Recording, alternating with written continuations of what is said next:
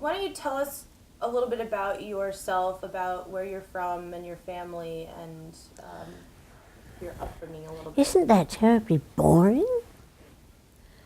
Oh. You mean just to say I'm from London?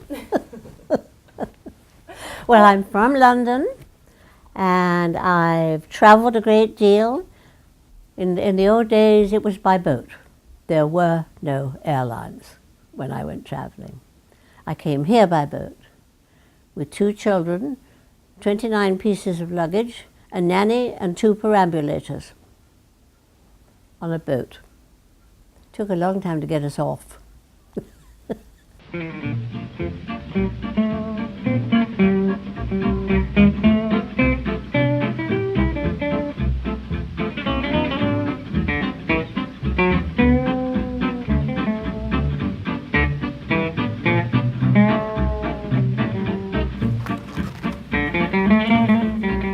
Now, let me think.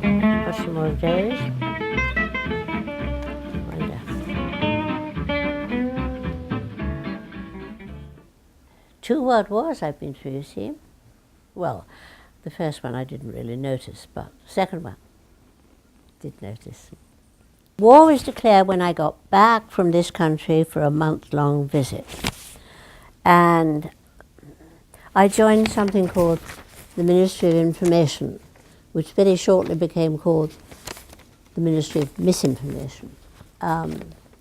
At some point, somebody said to me, "What the hell are you doing here?" And I said, "I keep asking myself that." He said, "Well, where would you like to go?" I said, "I'd go anywhere to get out of this. It's so boring." And so I wrote my credentials. Nice to write your own. And I got sent to Madrid. When I came back from Madrid, again, I was at a loss. All my boyfriends had gone to war, of course, and I was walking down Piccadilly one day when a friend of mine showed up, and we turned around and said, "Hi, Joan, hi, Joan." We were always Joans. And she said, "Frank Fisher wants to meet you." And I said, "Who's Frank Fisher?" And she said, "He's the head of the British United Press, and he'd like to meet you, because he's seen all the letters you wrote me from Spain." So I went to see Frank Fisher, and he said, "Hired." I think the pizza's a little longer. It needs another 5 minutes. All right. Yeah. I think so too. I'll keep an eye on it. All right. I've The got plates are getting. Yes, they are, aren't they? I'll get them. I'll go get No, them. no. Put them on top of the. I'll go get the plates. Yeah. Pizza. Keep warm. Get warm. Oh, it's getting a little brown at the edges. Is it supposed to get brown? A little bit. A Yes. little bit bubbly. I think. Well, it's beginning to do that. And then we need plates. We'll put it on one big plate.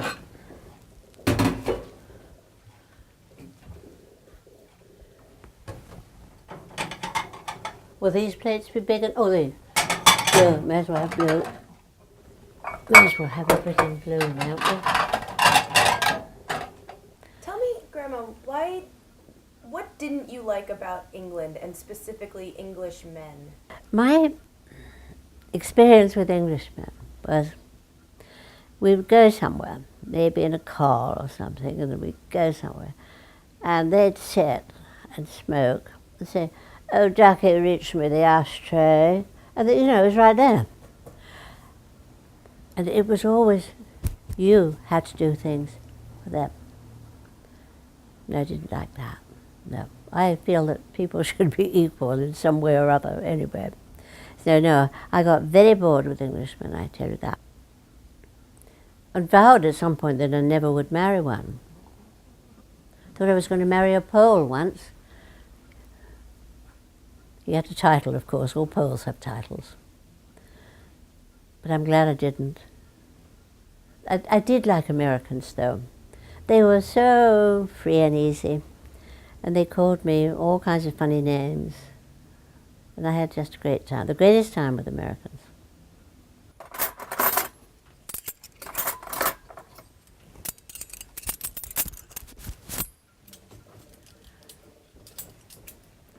And forks. I have not got the best silver out for you, I regret to say. Next time you come, you shall have silver. Now, how did you meet Bill Fulton? At one of these foreign ministers' conferences. He always says we met in a bar, but I deplore that. We were married in London at a registry office, just after David Niven, actually. David Niven and his bride were names before ours. High Street, Kensington. Very romantic. We left England to live in the United States in 1949. And the Chicago Tribune allowed him to work in New York. Because I said I didn't want to go to Chicago. I visited Chicago, but I didn't want to live there. Chicago seemed to me so out of touch. Well, we found this house. I didn't really want an English-looking house, and it was so English-looking. But all the other places we looked at, I didn't like at all. Everybody said, oh, we have modern this and modern that, washing machines. I'd never heard of a washing machine, and that didn't interest me. As long as we had a good kitchen and a refrigerator, I did need that. When I went by the house last year, and it's all a different colour. We were always green and white, and now it's a sort of tan colour. But Scotty went by, and the lady in the house let him in, so he'd go up to his own room and he said, Mom, I still found a Playboy in my secret hiding place. Don't you love that? My husband got polio in 1946. No, I don't think it was 1946.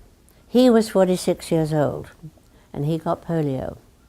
So I had the most incredible life in Greenwich, Connecticut, because everybody was in on the polio drives, you see, and everybody took me in, and everybody welcomed me to their home. I really knew all the backcountry people, and it was most extraordinary. Well, I had them to my house, too, and really lovely. Who are some of the people that you had to your parties? Are there any stand-up? Well, Mrs. Gimble of the Gimble's department store was one very big one. Alec Templeton was one of the top 10 pianists, a blind pianist, in the world, one of the top 10, Alec Templeton. Well, at some point in my life, I said, I ought to have one party a year. And I don't know whether I went eeny, meeny, miny, mo, but anyway, I picked the Kentucky Derby. And none of us knew anything about the Kentucky Derby. The first one, I invited people for 2:30 in the afternoon and had fried chicken and all the stuff you're supposed to have. And mint juleps. Had to learn to make mint juleps. Had all this. And of course the Kentucky Derby itself, the real one, doesn't go on till 5. So all this dinner sat there. The mint juleps did not sit there, but they were fun because I got people together. Those were the great days.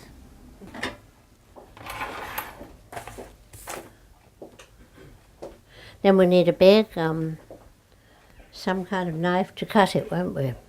Yeah, this isn't done yet. It's got to go another 5 minutes. I think I keep opening the toaster and not letting all the heat out. Well, wait till it says 3 o'clock. All right, I'll wait until 3 o'clock. We're waiting for the pizza to heat, sir.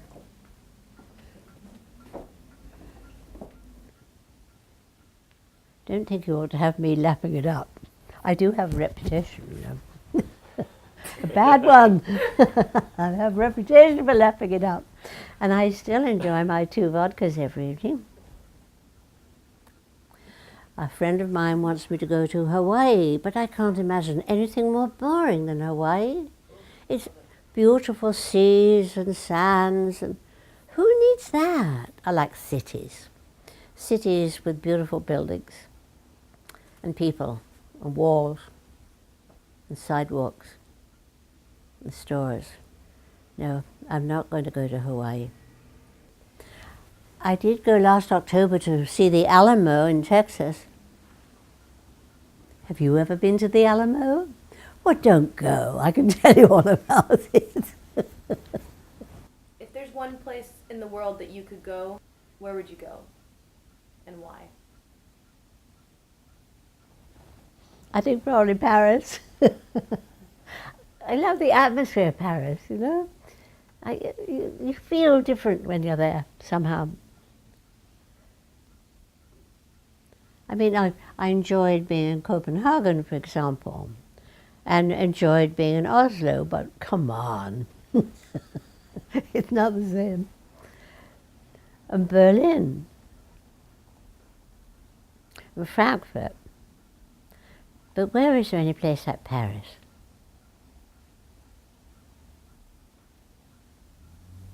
Well, the Frenchmen always love a blonde or whatever. Frenchmen are like that. You know, they're geared to that. But they're always very polite, very nice.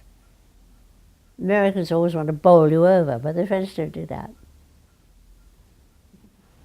Which tactic do you prefer?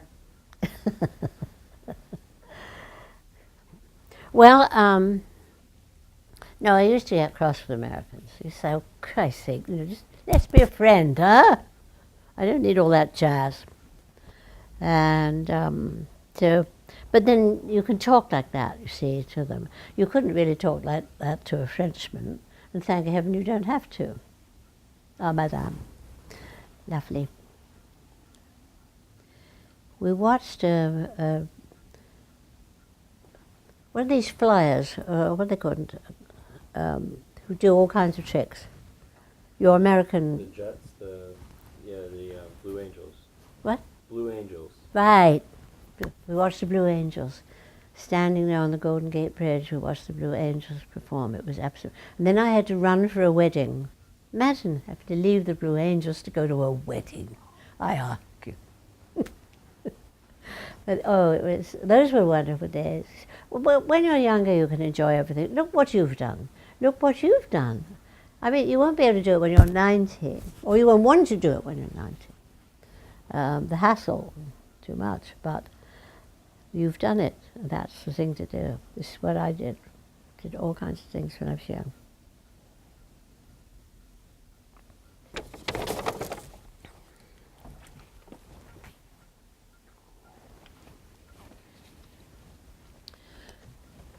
This is in Montauk.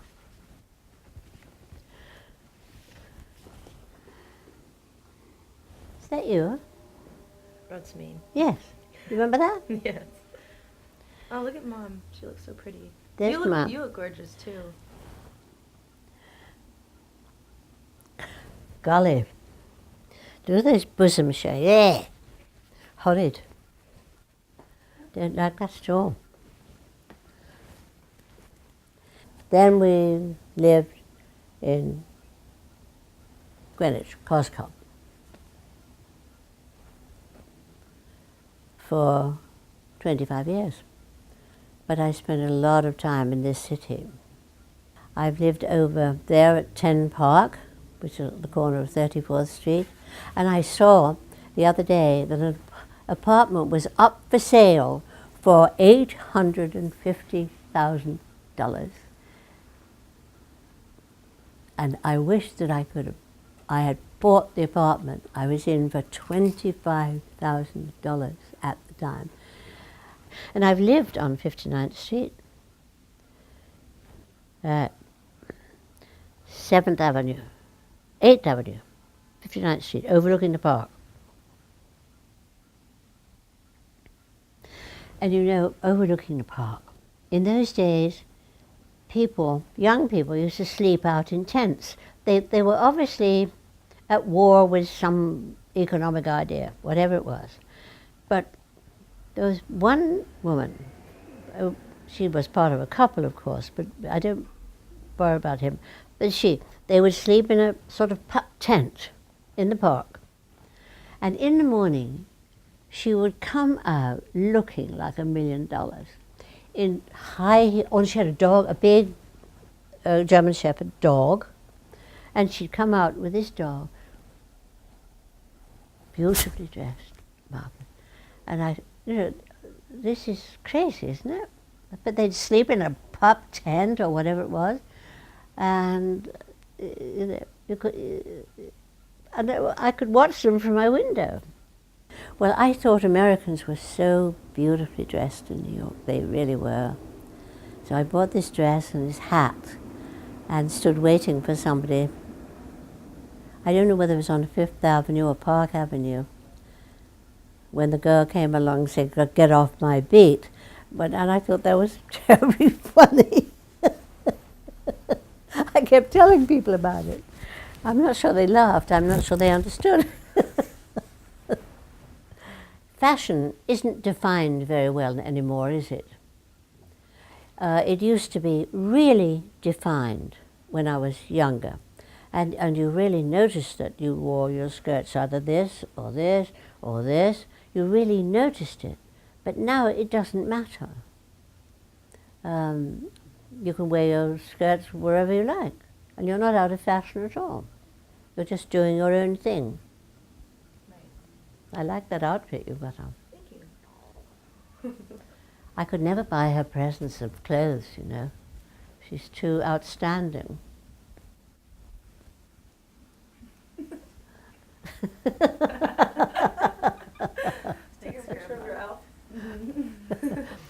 But you know, I will say about all you modern young people that your hairdo always looks like you never comb it or brush it. And you know, we were brought up we were supposed to brush our hair 32 times every morning. Brush, brush. Especially the people with the long hair, like my mother. I didn't ever have long hair, couldn't stand it.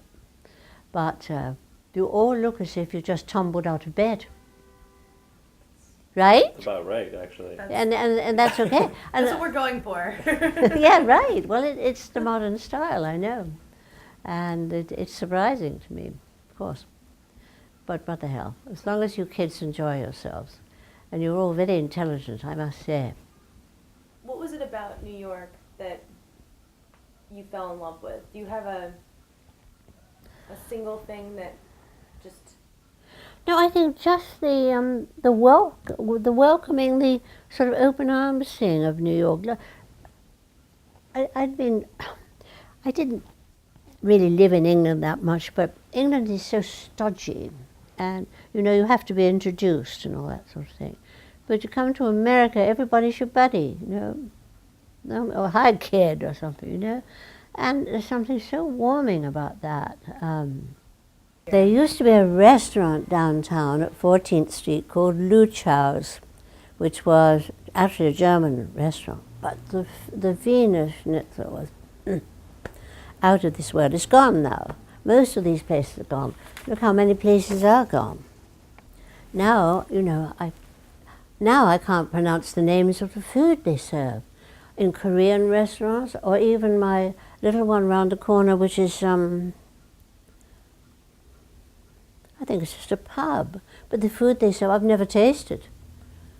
Have you tasted food that reads like you can't pronounce it? It's most of the food we eat now, I think. I was using steak and kidney pudding, you know, and roast beef and things like that. I've got some menus. I'd like to show you about what I don't understand.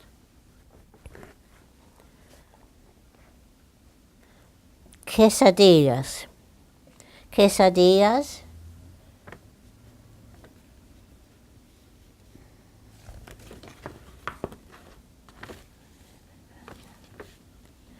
What did I say? Oh, there were some other things on here. I thought quesadillas, lunch combo, pita sandwiches, pieces of cheese, isn't it?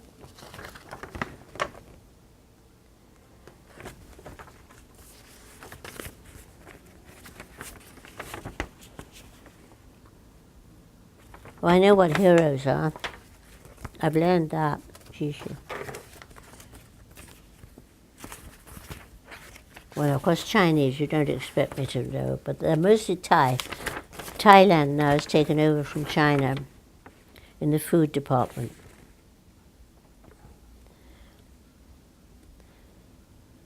Lake Tung Ting shrimp. I guess that is a real lake in China or somewhere. No, but I don't eat Chinese anyway. Well, these are all sushi. Anyway, the point is I feel like a foreigner when I go to a restaurant that I'm not accustomed to. But I'm not a foreigner. I've been here too long to be a foreigner, haven't I? Don't you agree? I mean, how long have I been here? Since 1949? 51, 62 years. Yes. Grandma, tell us about your relationship with the Chrysler Building. Oh, I wish I had one. I certainly would love a relationship with the Chrysler Building. I've moved out of contact. I'll come back. Isn't it gorgeous? And at night, you see, the lights are on all night. But sometimes, you know, when the fog or the mist or whatever you call it settles in, I can't see it. It's completely gone. And I think, wouldn't it be awful if it really were gone? I was used to the Empire State Building, of course. When I came for a visit to this country in 1939, we went to the top. But we did that with the World Trade Center, too. I took all my English relatives up to the World Trade Center. That was a big horror when that went. And you know, I once won $50 on a lottery ticket. So I went down there and I went to the bar, took a taxi down there, of course, went to the bar and had 2 drinks and a couple of sandwiches, came back by taxi and spent $50 just like that in probably, 3 hours. But it was worth it. I had the last aunt in London died at the age of 107. And everybody said to me, "You'll beat her." And I'm praying that that is not so. I won't have any money left. Don't you think that's important? Especially if you want to live in Manhattan, which I do. What is it that keeps you going? Oh. Well, it's a good question, I know. Just me. It's your spirit that keeps you. You don't need anyone to keep going. I think you've sort of given me that as a guiding totem for my own life. Oh, what a beautiful thought. I love to think that. Yes. No, I don't have any problems. Sometimes when I hear about people's problems, I think, wonder why I don't have those. But thank God I don't. And I've had such a wonderful life. I mean, I've breezed through it, as it were. Yes, I think so. I think I've breezed through life, and that has been very enjoyable.